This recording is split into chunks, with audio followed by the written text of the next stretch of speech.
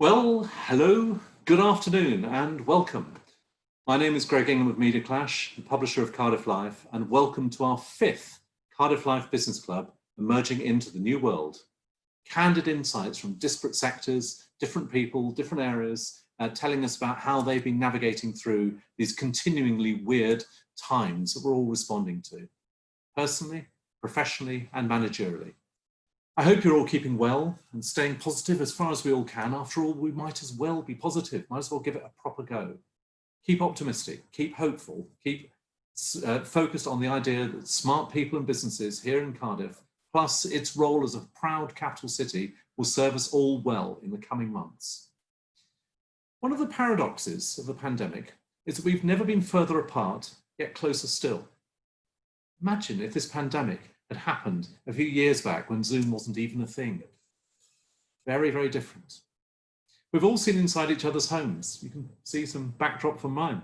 On screen, but nonetheless inside, in a way we simply would not have been able to do previously. And sure, that's one of the reasons why there's been such a surge in home improvements. Our houses have been overlived in. So we've needed better interior design, maybe house sales and so on. And we'll be looking to chronicle those shortly in Cardiff Life as it comes roaring back to life. Our dwellings have never been as overlived in and on display to all, so time for a spruce up, or maybe reworking to allow smarter home working, or even a move to places with more space, trading longer commutes for fewer days travelling. To that quaint 20th century legacy construct called an office. One effect of that, of course, is that ecologically it will be better if less time is spent commuting for us all. Who knows? We've all seen each other in full domestic mode, our attire and our attitudes, more relaxed, more casual, more ruffled, more fallible, how do you unmute? More intruding kids and pets and dogs and more ourselves, in short. Remember those early September days of childhood? When you put on unfamiliar, maybe unwanted school uniforms after endless weeks of shoeless summer? Well, that moment looms right now for some as they imagine donning the working armour of suits, of heels, and even that bizarre signifier, ties. But we'll wager not quite as many as previously because we've all been changed, whether it's how we look, how we think, how we act, and that's some of the things we'll be exploring shortly in this session. We shall see. These are times when we can all do with help of hearing others' experiences and thoughts as we figure out the months to come for our teams, for our clients, and for us as business owners and people who run organisations. Good luck and good wisdom to all Cardiff businesses and organisations. A few more points before we start. Please look out for the Cardiff Property Awards, which will now be on January the 29th. It's a major celebration of all aspects of the sector, from resi to commercial and all businesses in the value chain, from architects to agents, legal and financial, developers and suppliers. We had a terrific first year and we're expecting to have a strong second time round as well. We've put it back for fairly obvious reasons. We felt it is better to have greater certainty of us all being able to come together in January and to cling to the hope that a physical event might happen in November, which continues to look less and less likely as time goes by. The Property Awards are a great opportunity to forge new relationships and to strengthen existing ones. One way or another, we'll all need help to build our businesses, our profiles and so on in the months to come. And this is one way in which we can do that. We put it back a couple of months for those obvious reasons, and thank you for all your support so far.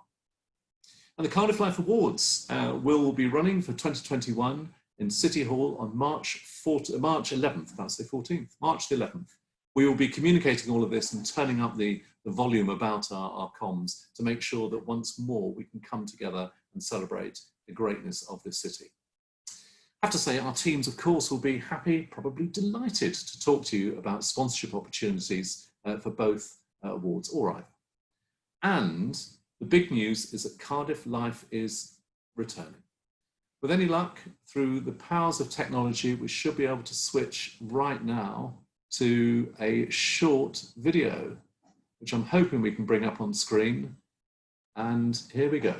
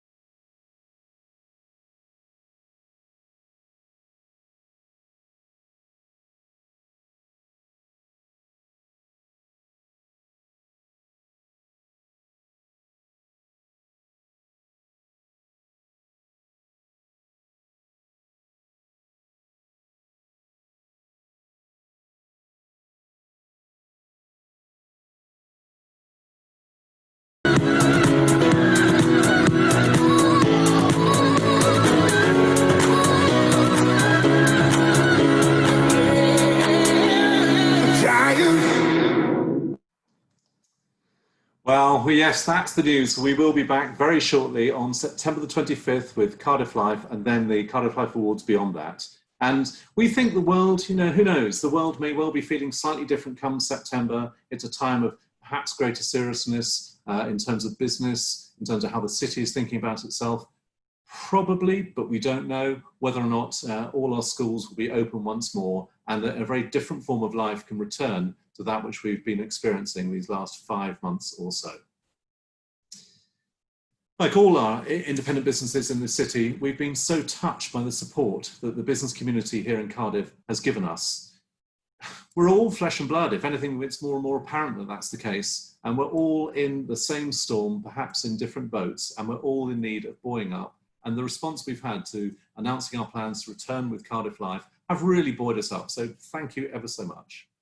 We are, as ever, absolutely determined to play our part to the full in this new world, to celebrate the very best of the city, to promote the businesses, to help galvanise business thinking, to provide help and insight such as today where we can, and maintaining a plausibly positive tone, giving reassurance about what is happening in Cardiff and why there are some degrees, however moderated, but some degrees of reasons to be cheerful.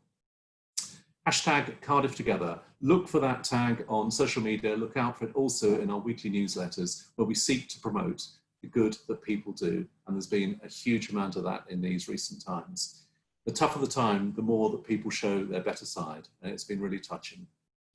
Please also look out for our business surgeries where we're offering a deep dive, offering expert advice on key business areas. And if you've got a business support area, a business service, of legal, of financial, of property, of anything that will help other businesses navigate these times, please do talk to us.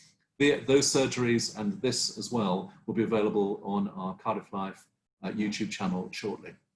On to our speakers today. We will run short interviews with each of our panelists, and please send your questions if you have them using the Q&A button at the bottom of your screen, and we'll cover as many as we can. We will be hearing from, in this order, Andy Eagle of Chapter, Beth Morris of Beth Morris Workshops, and Lee Skeet of Bones Entertainment.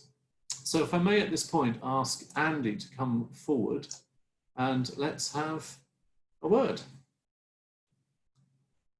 Andy, are you with us? I am, yes, hi. You are indeed.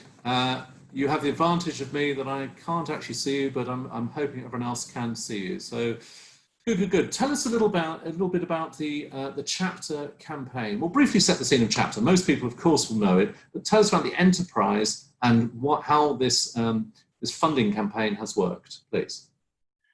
Well, Chapter is a charity. We directly employ about 100 people. We are a centre that has 2 cinemas in it. We have gallery space, we have 2 theatre spaces, workshop spaces for rehearsals and creative classes. We have a large cafe bar social space, which many people will be aware of. We also, perhaps not so well known, is we house 38 creative companies based within the footprint of the buildings we manage. So those range from companies such as Print House, to Yeah Productions, which is a film company, to Rough Collie, which is a TV production company, Taking Flight, which is a theatre company that specialises in working with adults with access needs. So there's a whole range of companies that are based with us. And so we directly employ 100 people. If you take on those other 38 companies, they employ around 140 people. So on a daily basis, not far off 250 people work out of the creative hub that is Chapter, which in itself people perhaps aren't always aware of the scale of the organisation that we manage. And so closure has been incredibly challenging for us, Chapter, the charity, but also those 38 companies and the artists and creative practitioners who are aligned to those companies. And the whole physical space has been closed for most of this period. Tell us where you're up to in terms of your expected reopening, both the Chapter itself, but also the other 38 companies. Yeah, we closed on March 17th. We've put a line in the sand that we're going to be opening in October. The actual date, confirmed date, TBC. but the 38 companies are now back up and operating. So we're not open to the public, but those companies and individuals have access now to the building. So we're sort of reopening in a phased way, if you like. I mean, we're going to be opening basically as much of the building as we can. So it will be the cafe, bar and the operation, our cinema offer, our classes and workshops offer, and our visual arts offer. Probably not our theatre offer as yet, but that's more to do with timing and scheduling that's required within that particular area of the sector. So as a consumer, you know, if I come along at some point in October to an event there, what will it look like? How will it differ from how it was previously? It will be different in the way, if you like, we manage people in the building and numbers through the building.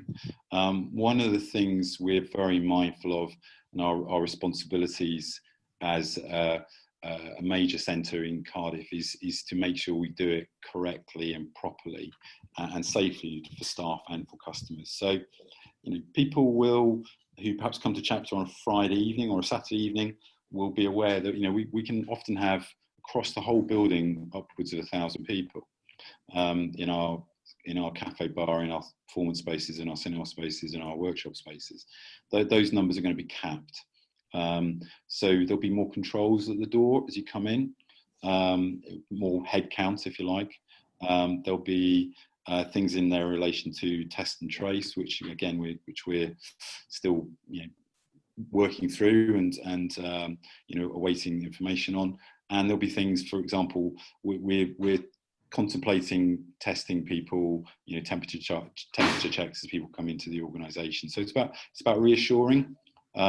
So when you move around in the building, we'll be expecting people to wear a mask. But if you're seated anywhere or stationary, then we won't expect you to wear a mask. And how will the seating work? Is it going to be rows taken out, or at least unused rows, and then only groups together and so on? Yeah, absolutely. And so in our cinema spaces, it's going to be exactly that. There's going to be seats blocked off. And so you'll be able to book for, say, a party of 2 or a party of 3, and then we'll within our computer system allocate sufficient space so there is you know, a safe distance between yourselves and others. And very, very roughly, what's the capacity going to be in those seated and slightly more formal events compared with the cinema space is normally a capacity of 195. That's going to go down to about between 40 and 50. Wow. And Cinema 2, which is only 57, we're going to have closed for the foreseeable, but when we do reopen, it'll probably be down to around 10 to 15. So it's going to be, you know, significant impact on our ability to earn for the foreseeable future. Well, let's talk about the financing in two areas. One has been the campaign, and you could talk us through that. I'll come back to it in a second. But give us the prognosis from October onwards. The amount of revenue you're going to be able to bring in will be sharply reduced. How have you attempted to model that financially, and how confident are you that you will, frankly, be able to sort of navigate your way through these tough times? I mean, just to put it into context, to the charity, we earn 82% of our own income, and that's through ticket sales, our cafe bar, and all the other things we do, classes, rentals, etc. So we've modelled the industry through various surveys that have gone out from the British Film Institute, Arts Council England, Arts Council Wales. The assessment coming back is that income levels for venues will be anywhere between 25 to 50%. Now, we've modelled on the basis that we'll earn 40% of our previous levels of income. So, you know, we used to earn 82, we're expecting 40. There's a fairly significant gap in that. There is a rescue fund that's been announced from Welsh Government for the arts and cultural sector, which we will be applying to once the details of that are fully available. So that will form one part, if you like, of our business model going forward. But we're also having to model those things we don't want to in relation to staff numbers and reducing programme, reducing, if you like, some of the non-essential areas of activity. It's interesting, we've modelled on 40%. You know, having seen Cardiff come out and Wales come out of lockdown the last few weeks, I think we might be perhaps being a little overly cautious on those figures.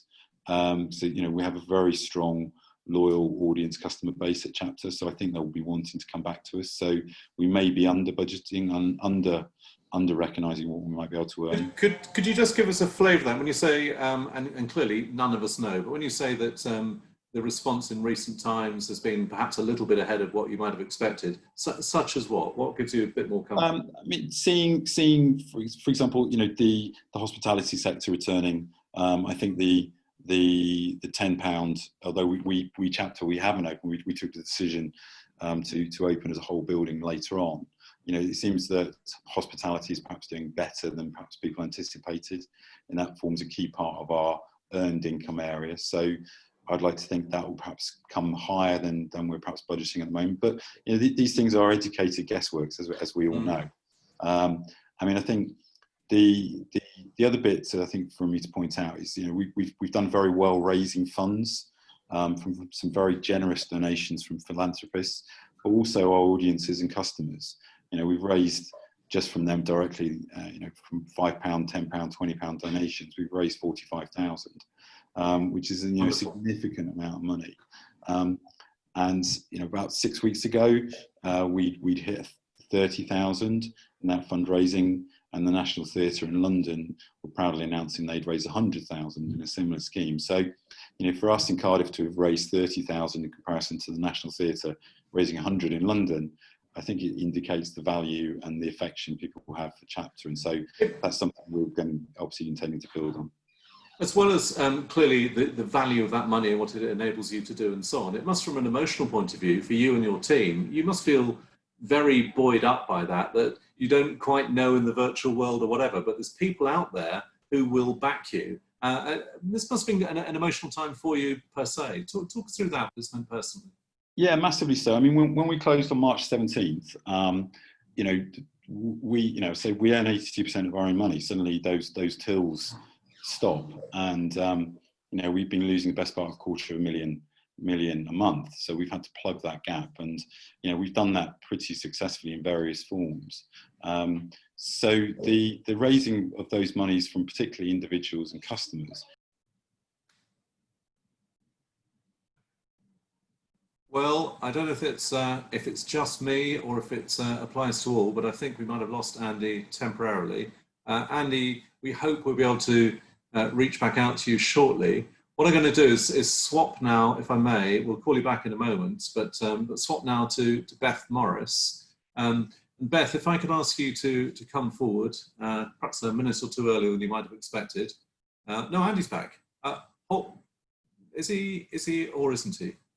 The wonders of technology, you never quite know.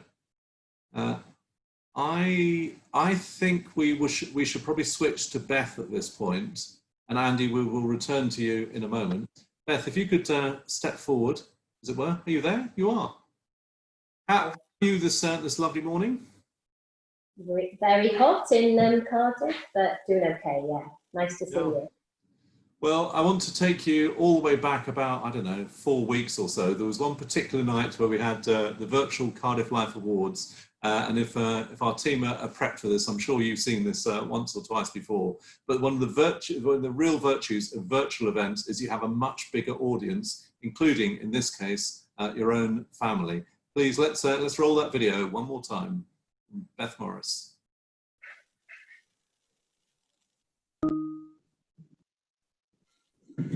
We are now going to reveal our first winner, and our first winner of the creative category is...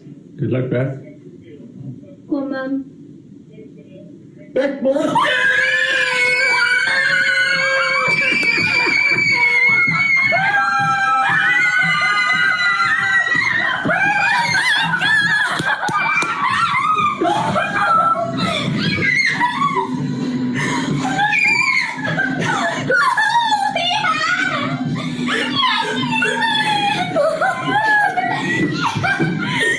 Okay, and just have Beth on screen, please.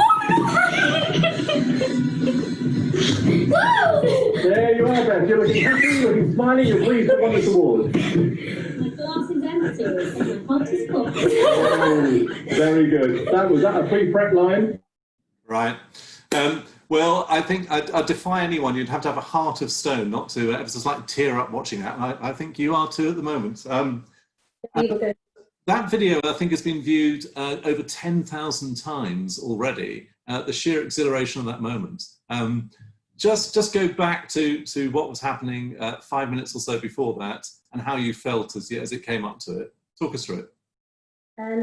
Well, it was the first time entering the awards. My business is quite a young one, and was very much started to fit around my family. So they've been involved in everything that I do. So they were very interested that I was shortlisted for the award. I think I'd spent months telling them I had no chance. I was too small, and I was up against some amazing finalists. And yeah, I was sat upstairs in my bedroom with a glass of something, but I'd down that before you even announced the award. And they were downstairs watching with my husband, so I didn't know they were recording it. But yes, there we go. Well, it's lovely. I mean, we really enjoyed that whole evening, but particularly that moment, because it's an example for all of us of trying to find ways of navigating these weird times. And the idea that, you know, a few months back that your own family might have witnessed you winning an award, you know, live, because all of us in business or organizations or charities, all of us put so much heart and soul into it. And it's our partners, friends, families, and so on, who are part of that journey. So we were delighted with that. So anyway, move on from that if we can. I mean, I love dwelling on that as well, but move on from it and tell us about how you have been during this lockdown period and what it's meant for your business. Well, the same as Andy really with Chapter. I closed my doors on the studio that I run the art workshops from on March the 17th as well. And it was quite a scary time. I think everybody went into, you know, we can do this mode, and I started to watch other people who were in similar areas to me quickly launching online and getting themselves up and running pretty quickly. But I've got to say, I took a few weeks to really think about it. I've got 3 daughters, as you've seen. My husband was a key worker, so not around or able to be part of the family life at that point. And I just had to focus on them and getting the family through. But I think that period of time where I just watched and I tried some online classes and sort of just really took in what was happening in the creative environment via social media. And it was a good thing, because then I just was quite slow and steady, decided that I better get Zoom, and I started running my workshops for all my regular students online, initially for free, because it was tough times and we didn't know what was going to happen with people's incomes. I think I worked right through until June for free, but then I set up a few paid online courses that people could sign up to as well. I think it's a challenge, and I'm trying not to speak too parochially here from our point of view, but it's a challenge for any events, and I call you that in a very broad sense, organizer, of how you charge for content online when there's so much stuff that's out there which is free. Did you meet any resistance from customers? Yeah, I've got a really wide range of customers. I run toddler groups where obviously they're 3 and 4 years old, preschool, primary school, secondary school, adults, and I also run groups of people with brain injuries. So we're looking at an age range really from 3 to almost 90 in that category. So, and with very different needs. So yes, there was quite a lot of resistance. Obviously a toddler group doesn't work online. And equally, there were quite a few people that weren't very IT literate to be able to access Zoom, and just weren't interested. You know, right at the beginning, I think lots of people weren't interested in doing things online.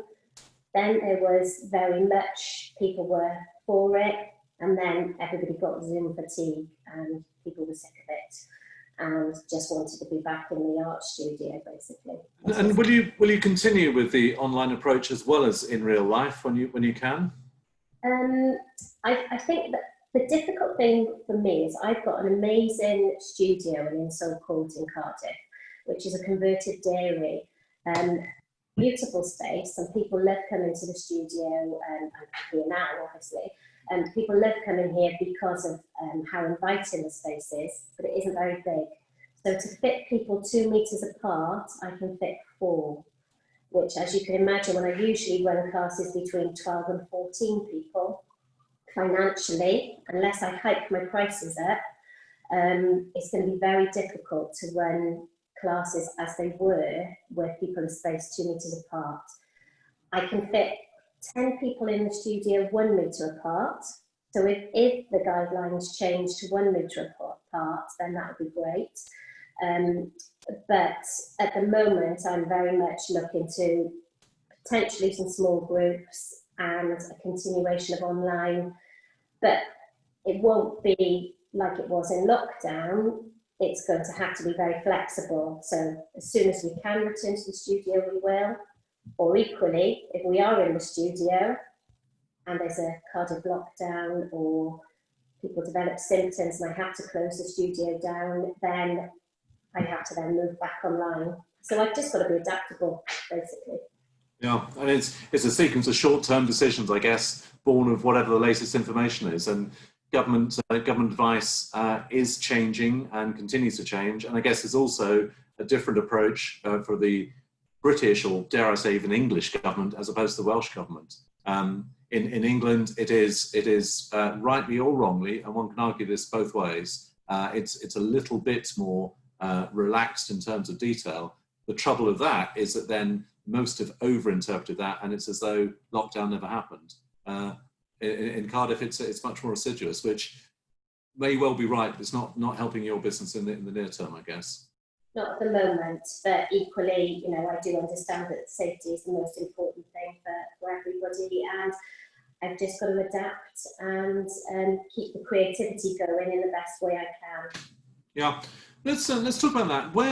Where and how have you got inspiration for creativity in this tough times? There is a theory that the greater creativity comes out of the toughest of times. I don't know if that's just people just post-rationalising or wishing it to be.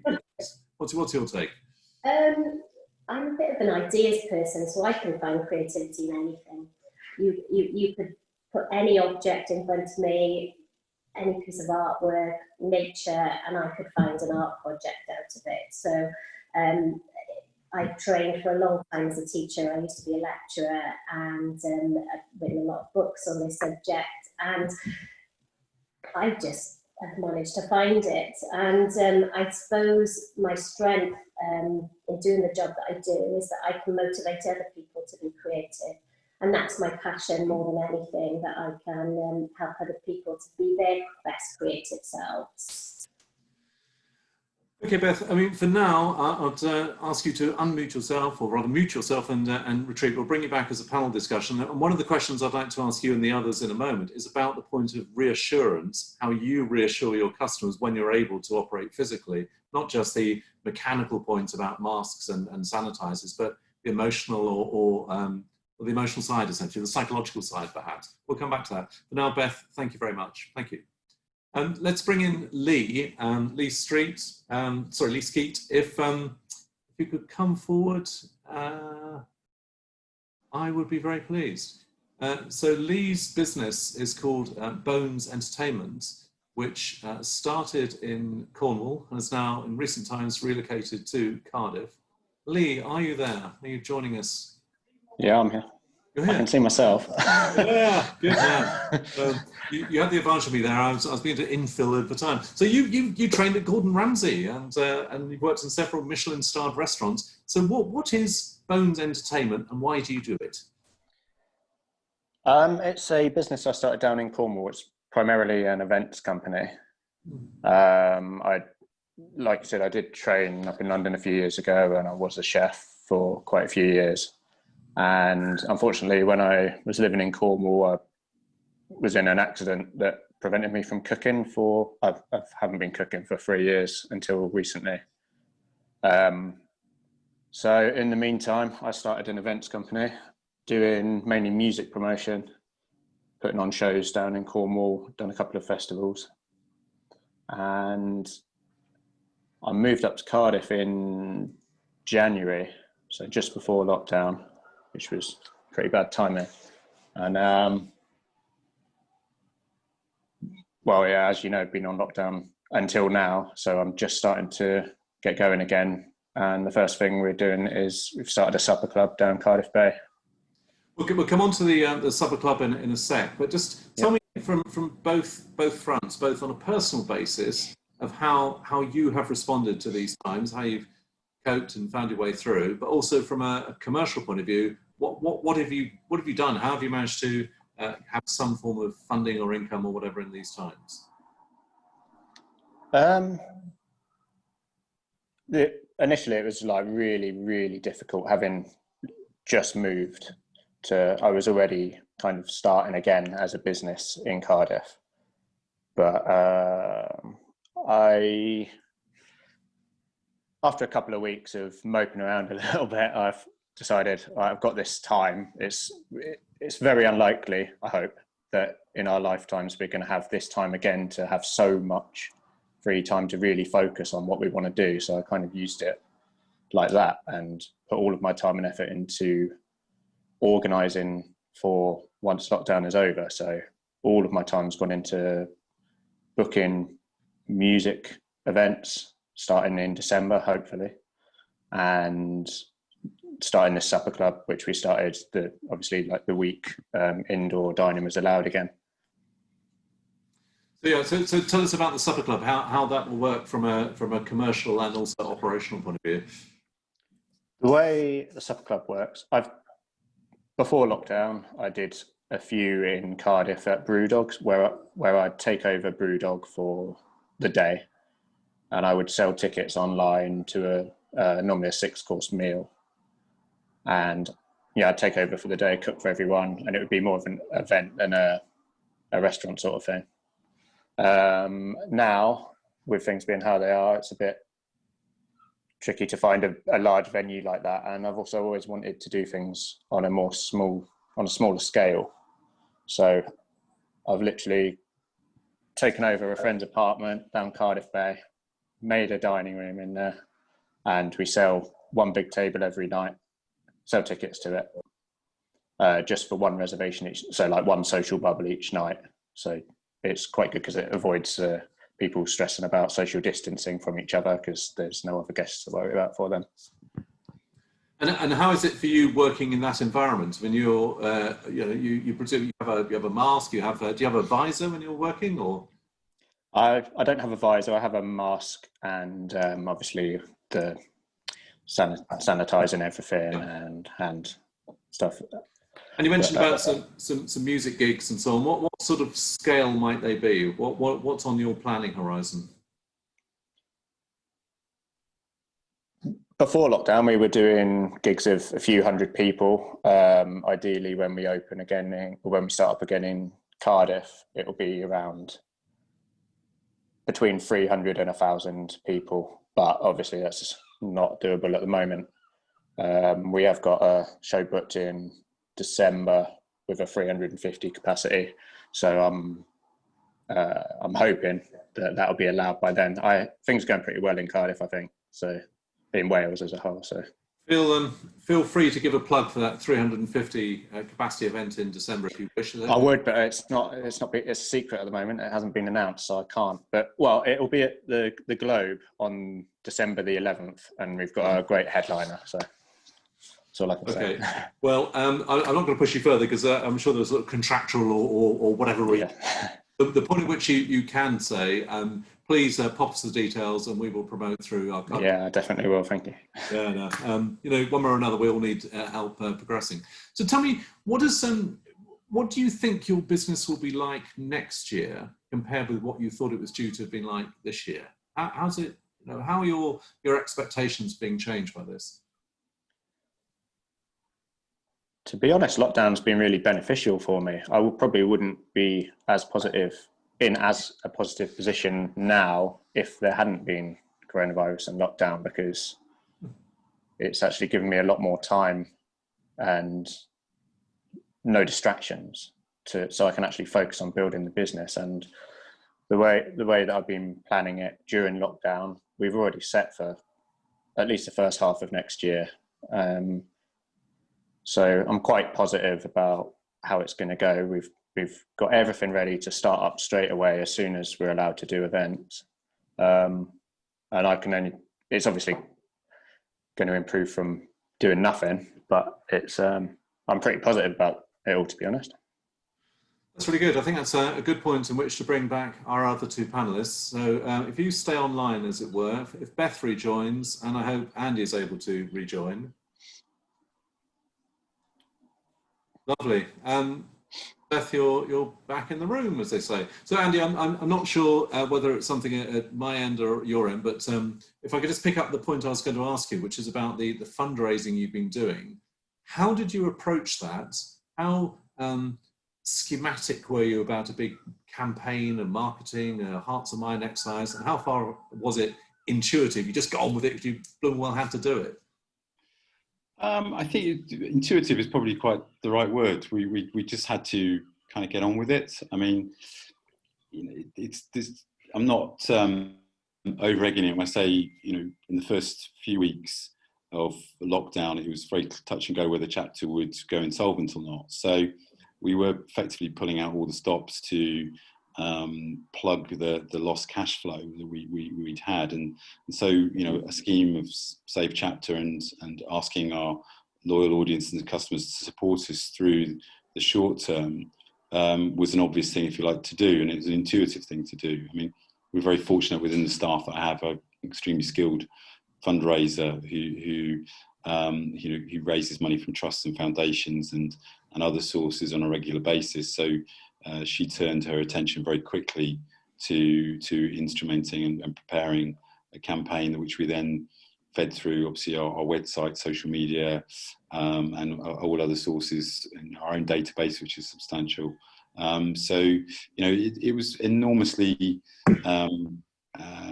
pleasing and got us through in many ways. So you touched on the emotional side of it. It really buoyed us, and we realised just how valued as an organisation we are in our immediate vicinity, but also wider Cardiff and also internationally. We actually had a £500 donation from Montreal, so there you go.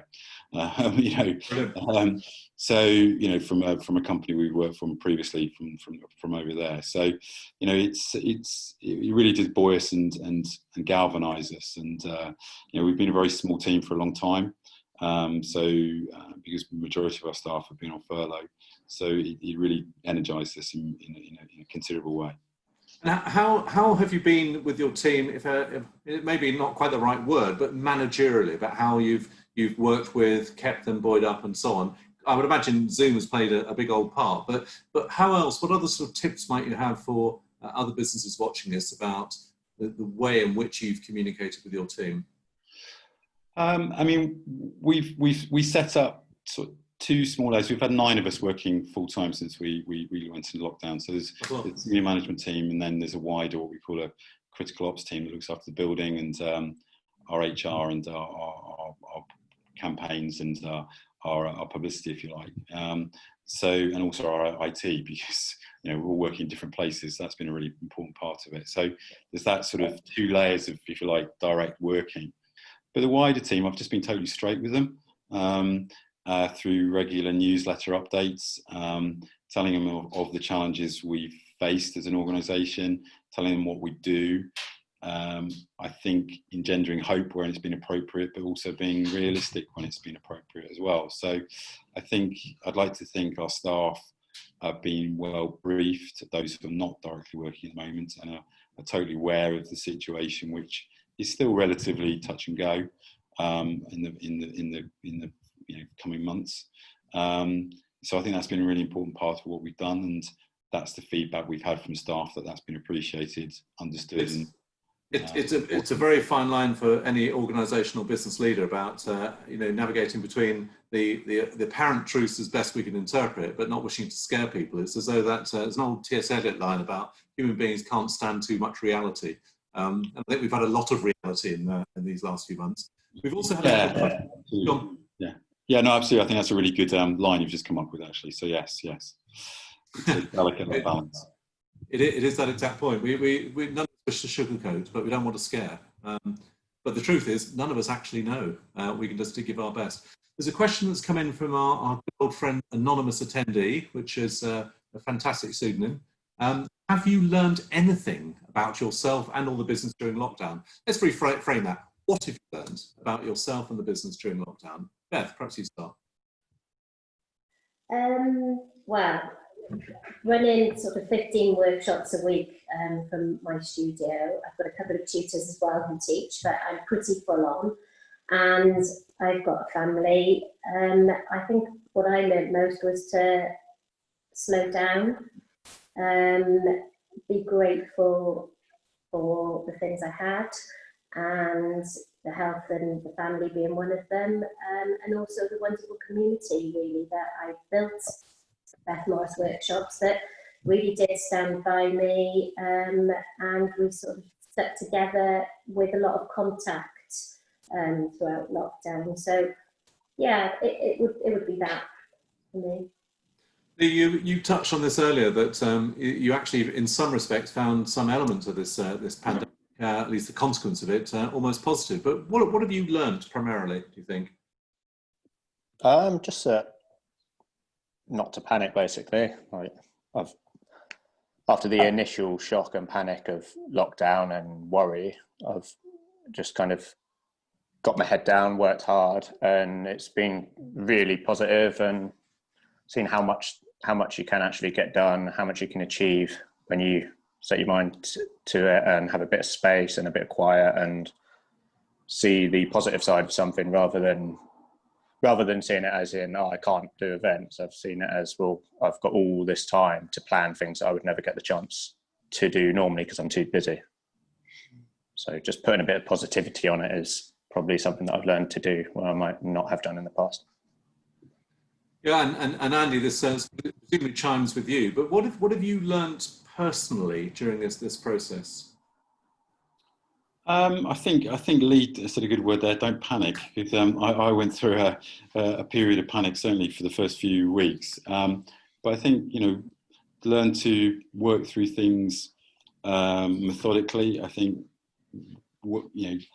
double check on things and take a breather on things and don't rush into things. I think it's taught me that perhaps a bit more. Try and look at things in the full 360 even more than perhaps we did previously. Because you can guarantee if you move in one direction at the moment, it will need to change again in the next couple of weeks or so. It's been challenging. On a personal note, it's made me realise how much I miss normal life. Actually, I think one of the great things about Chapter is it's a very social place, and I think whilst we've had all these Zoom meetings, and I think your introduction at the beginning, Greg, was very, very, very candid and poignant. But I just want people to be able to get back being social. So I think we're social beasts ultimately, and that's something I've missed.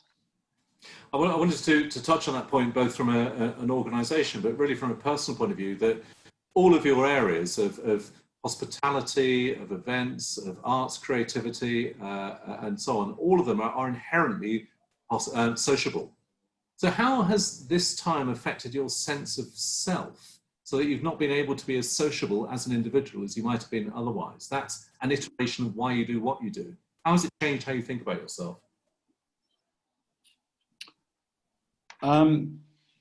Myself, that's a very interesting question.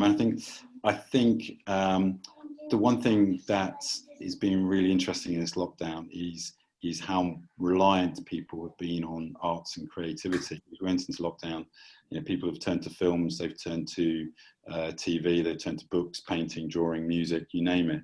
I think that's been a really interesting part of it. The social bit I've missed is being able to talk about it and discuss it, because whilst I work in the arts, I consume a lot of arts, and and that element of not being able to just discuss things with people has been, I've missed. I started off having, some of those Zoom beer meetings with mates and things, but they don't really work. Best will in the world. I just want to get down the pub and talk about things, and sport actually. and sport indeed. Yeah. So Beth, how's that lack of sociability? You're a gregarious person. How has that affected you personally? Exactly the same for the business. I'm just really missing the togetherness. All my workshops are about well-being and creativity being a part of that well-being. So people don't just come here to learn to draw or to make something. They do come here to socialise. So as much as I was a provider of that, I realised how much I miss that. It's the summer holidays now, so I wouldn't have any courses apart from my holiday workshops running. But I just miss the community. Really miss those people. Lee, any further thoughts in this area? That and you've had a sort of a stop-start, or rather a start-stop approach to your time in Cardiff. You were fairly recently here, and then suddenly it all changes. Has that, as a sociable person, nature of your hospitality work and so on, has that been that much more difficult for you? To be honest, I think I needed a little bit of time to not be sociable. I think it's done me good just having a bit of time to, I live by myself, I moved up here by myself. So I've been at least for a couple of months, I was completely by myself with my own stuff to do. And it was really, really nice to have a bit of time. But I am really appreciating getting back to normality a bit now and seeing my friends and, starting to socialise a bit more. But a little pause was good. A little pause is good, but not too much pause. And I guess it is easing, and one hopes will continue to ease in the coming weeks and months. One other aspect of lockdown is that it's prompting more ingenuity from us all. In our particular case, as Beth well knows, we have the Cardiff Life Awards virtually, but there's multiple different iterations of that. Can you perhaps think about examples, not in your business's area, where you've seen clever ways of companies, organisations who've pivoted to doing familiar things in a new way? That ring any bells with anyone? What? I follow somebody on social media called Holly Tucker, who started Not on the High Street, and she does these incredible podcasts called Conversations of Inspiration, and they're with all sorts of creatives and lots of business people, small and really large companies. And she instantly, as soon as lockdown happened, within a week, started this SME SOS package that on social media, on sort of Instagram TV, on her podcast, she tackled businesses in lockdown and how they could get through it in all elements. So that was really quick thinking and really well done, I thought. Andy or Lee, anything that springs to mind of excuse me, clever forms of ingenuity where companies have just changed how they work, how they operate in these times? Not the ones that spring to mind. I know from our perspective, we forged much closer links with our sort of peer venues across the whole of the UK. So, for example, Home in Manchester, we now have a much closer link with. We have Watershed in Bristol, Sheffield showrooms. So we've been doing a lot of exchanging of information and helping each other out. I mean, I was in a meeting a few weeks back, and one of the chief executive of one of those venues said quite categorically, nobody knows what we're doing. We're all just making it up. Let's get on with it and help each other out. Who's reopened a venue in a pandemic? So there's been a lot of that peer support that's been really appreciated. I think the one thing I would note is Chapter's quite a large institution. We've got various ways of leveraging support, which hopefully I've sort of articulated about and exampled. But huge shout out to people like Beth and Lee who run independent small creative companies. It's been massively challenging for those. And I think the fact they're here and reinventing themselves in various ways is incredibly impressive. And I know that's happened across lots of smaller creative companies. So, I think that the independent small sector really has to be recognised and appreciated further, and for all that it does for not just the city but the wider economy. It's a very good point, and I'm sure it will cheer your other two panellists. But to broaden it slightly, it's as though during this time of lockdown and as we emerge from it, it's made everything that much more local. We've sort of fallen in love with our locales. We've spent more time walking around them. We're buying from more small independent businesses, or whatever, buying in the broader sense, not just retail. But that's been well tracked, as has this phenomenon of the hyper-local, where people are spending within 10 minutes walking time of their homes, because that is where they're also living, also working as well as living. But do you think any element of that will endure, or do you think that come eventually when we're back in whatever passes for normal, we will revert to our previous days and ways? What's your take? Beth, perhaps? I really hope so. I made it a pledge of mine, really, as soon as lockdown happened and we couldn't get out and about to the shops. I only bought from locals and independent artists for any present that I needed to give, and I'm not going back. I'm definitely going to shop with people who are working hard for it. Haven't even entertained the idea of nipping into town to go shopping in a big brand. So same with independent restaurants, and I cannot wait for Chapter to be back open, because one of my second homes, I normally teach the film activity days there, and I wouldn't even dream about going to another cinema. So it doesn't matter whether the big brands are open, I'm waiting for Chapter to be back open. Well, I mean, that's heartening to hear, but I'll just give you a sort of counterpoint, perhaps Andy or Lee may wish to pick up, that for all that has been a greater focus on local, and we absolutely been pushing out with Cardiff Life, nonetheless, there's also more Amazon, more couriers, more cardboard, flowing into the city and so on, that habits maybe haven't changed so much, and if they have, they might even have changed for the worse, of buying online from companies with no real relationship with Cardiff. What's your take on that, local versus international? Well, I would say that, obviously, like things like Amazon they're gonna be busy during this time when the shops are shut and everything. But what I found reassuring, certainly from a local perspective, is that things in the whole seem to have gone real back to the basics.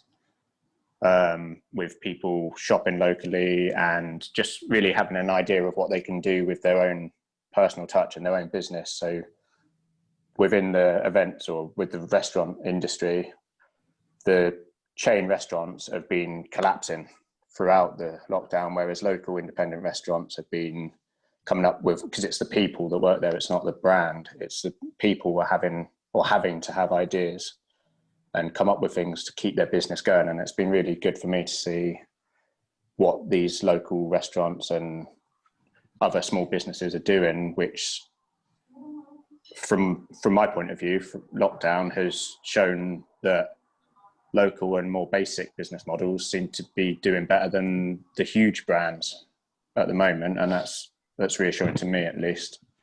And you've touched on one of the other points about the pandemic. It's accelerated pre-existing trends. So that mid-tier market for restaurants was already in a troubled place. It had too much debt, it overexpanded, the offering wasn't perhaps as strong as it could be stretched out to several hundred restaurants or whatever. And that was already troubled last year. It's got more trouble this time around. But your thoughts in this area, Andy? I think the whole lockdown has meant, whether intended or not, that people reassess their lives and how they live their lives. And I think there is, we've learned that we can run our respective businesses online, for example. So the whole necessity to go to the office, the whole necessity to drive to the office, or that's going to change. So I think how people live their lives is going to be very different going forward. I mean, travel, for example, we've seen the huge change of people choosing to stay within the UK for their holidays. So there's a lot of changes, I think, and the whole local thing, I think, yes, that's come to the fore. I think there's been many good local food initiatives and local initiatives within Cardiff. I think those will come to the fore again over the next few months, and more people will do exactly as they have been doing the last few months, and that is shunning the big brands and buying more local and considering how they live their lives and trying to create more time and space for themselves. And so, I mean, looking over the parapet into something very complicated called 2021, do you think there are any grounds to be more optimistic or perhaps less optimistic about Cardiff's ability as a city to come back? I think bounce back is probably too strong, but come back in some way, economically, vibrantly, socially, and so on. Is it better place or worse place? What's your take? I mean, my take on it would be that, I think Welsh Government overall through this have actually done a pretty good job in relation to the lockdown and the release of measures. Now, perhaps from a business perspective, that's been a little slow and there's been some frustrations, but I think in the long term they've done the right thing. So I think they've engendered a trust in them that perhaps wasn't there before. So I think that's a positive. That will, I've noticed in my discussions a lot more cooperation between Welsh Government and Cardiff Council, which I think is a positive. There seems to be some of the areas where they used to rub against each other seem to have been removed in the last few months, so that seems to be a positive. I can't speak for the rest of Wales, but let's assume that that's also been the case. So I think one of the positives about Cardiff and Wales as a whole is our relative size, and I think coming out of problems as we have, it's better to be small rather than big. And Liam demonstrated that on the hospitality sector. The big companies are struggling, the small ones are doing well. I think the same principle applies as regards Cardiff and Wales. It's better to be small in this current situation. Grounds for some degree of optimism about Cardiff's ability to come back next year? We've got a really strong community in Cardiff. I'm quite impressed with the way they put up the outdoor eating area outside Castle Street.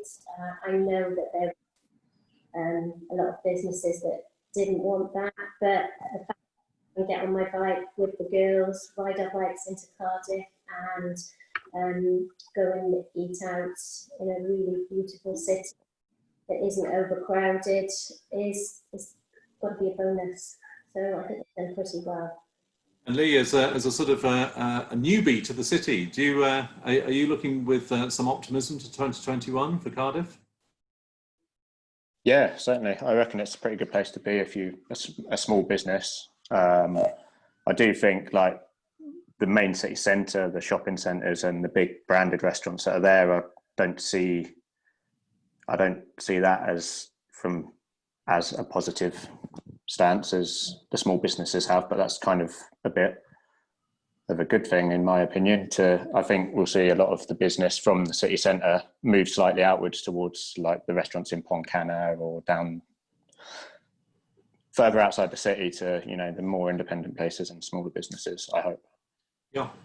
Okay, well, we're all but done on time. I just want to end on a couple of thoughts from Andy and then Beth. It's about the good that people and organisations do. We've been really, really conscious and positive about this with Cardiff Life through our social media and through our email newsletters to help promote and recognise the clever ways that Cardiff's organisations and individuals are doing to help and support where they can.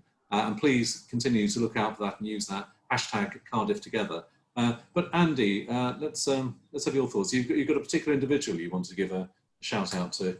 Yeah, we have over 100 volunteers at Chapter who come in and steward our performances and our cinema screenings. And Colin, many people who are regulars at Chapter will know, who's 82, who's a bit of a cinema legend in Cardiff. He used to work at the old Capital Cinema, which is obviously now the Capital Shopping Centre.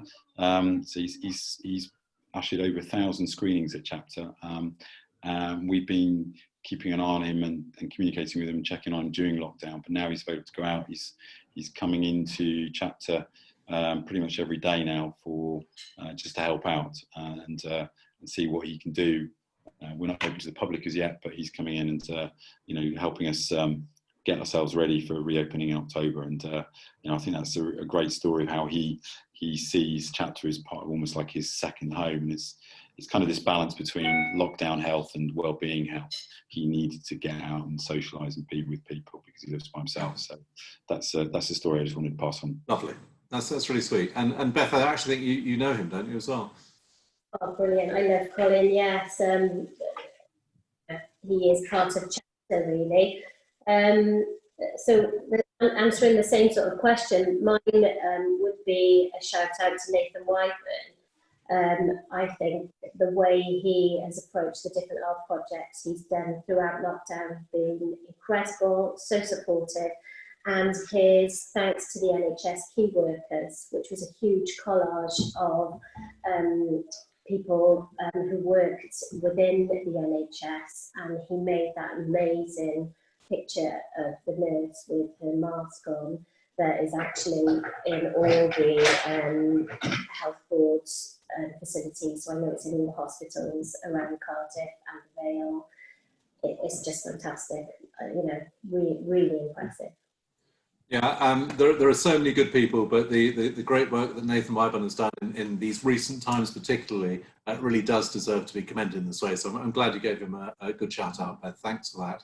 But thanks to all three of you for being our panellists today. And Andy Eagle of Chapter, Beth Morris of Beth Morris Workshops, and Lee Skeet of Bones Entertainment. You all thank you for your insights, your candour and sharing, but also the very, very best of wishes for your own areas and businesses and colleagues and contacts as you find ways of progressing in these strange times. Thank you.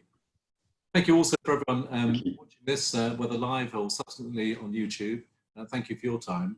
Look out for our forthcoming Cardiff Life Business Clubs and our business surgeries. Also for those property awards, the Cardiff Property Awards, our nominations will open next week for those. Good luck to everyone navigating these unimagined times, and let's hold to the belief that our panellists have said today that enduring good can come from this. This has been a Media Clash production, and this has been the 5th Cardiff Life Business Club. Thank you. Cardiff together. Thank you. Thank you. Thanks.